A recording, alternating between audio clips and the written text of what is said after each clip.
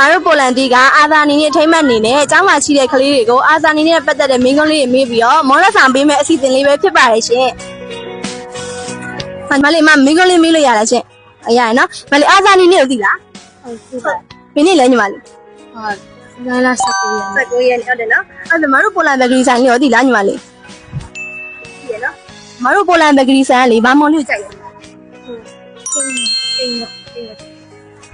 ကျေးဇူးပါညီမလေးမင်းကလေးမေးချင်လို့ပါဟုတ်ရတယ်ဟိုအာသာနီလေးနဲ့ပတ်သက်ပြီးမေးမှာနော်ညီမလေးဟုတ်အာသာနီခေါင်းဆောင်နေကဘယ်နှစ်ယောက်ကိုသိလဲညီမလေးအကောင်သိရဲ့အကောင်သိရဲ့တရားလောက်ပြောပြပေးလို့ရလားဦးရဇက်ဟိုမတို့ပိုလန်မဂီဆိုင်ဟောသိလားညီမလေးသိရဲ့မတို့ပိုလန်မဂီဆိုင်လို့ပြောတာလေမိဘေးမောင်လေးကြိုက်ဆုံးတယ်မာလာချက်ကောမာလာကျေးဇူးပါအမမင်းကလေးမေးချင်လို့ရလားရတယ်ဒါအာသာနီလေးကိုသိလားဒီဘယ်နေ့လဲဆိုတာသိလားသား19ရက်နေ့မတို့ပိုလန်ပကီဆိုင်လေးရောသိလားသားသိရဲ့မတို့ပိုလန်ပကီဆိုင်လို့ပြောရတာနဲ့ဘေးမောင်လေးကိုကြိုက်လဲသားရေခဲမောင်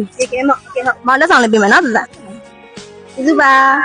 မိန်းကလေးမေးချင်လို့ပါဟုတ်မလေးဝါအာသာနီခေါင်းဆောင်နေဘယ်နှဦးရှိလဲသိလားသိရဲ့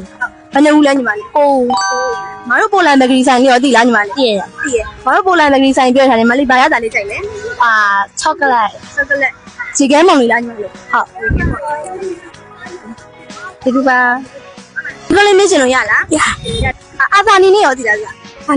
19ရက်နေ့မတို့ပိုလန်ပကီဆိုင်လေးရောသိလားဗျာသိရဲ့မတို့ပိုလန်ပကီဆိုင်ကဘာမောင်လေးကြိုက်ဆုံးလဲဝင်းနေကအဲ့တော့မောင်လေးဆောင်လေးပြီးရမနော်ဗျာပါအဲ့လေမင်းကလေးမေးချင်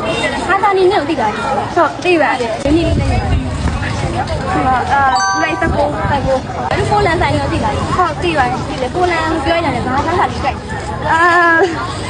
အချိုးရည်မှာတော့မာချာကိုကြိုက်တယ်မာချာဟုတ်တယ်ဟုတ်တယ်ဒီကမှာ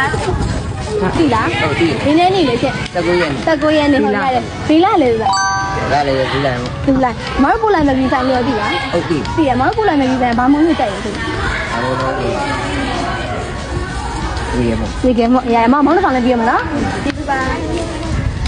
ဒီနေ့သိလားညီမလေးသိရဘယ်နေ့လဲညီမလေးဒီလိုင်းဆက်ကိုမတို့ပိုလန်ဘက်ကဆိုင်လေးရောသိလားညီမလေးသိရမတို့ပိုလန်ဘက်အမောင်လေးကြိုက်ဆုံးလဲညီမလေးဒီရမမောင်လည်းဆောင်လည်းပြရမလားညီမလေးသိလား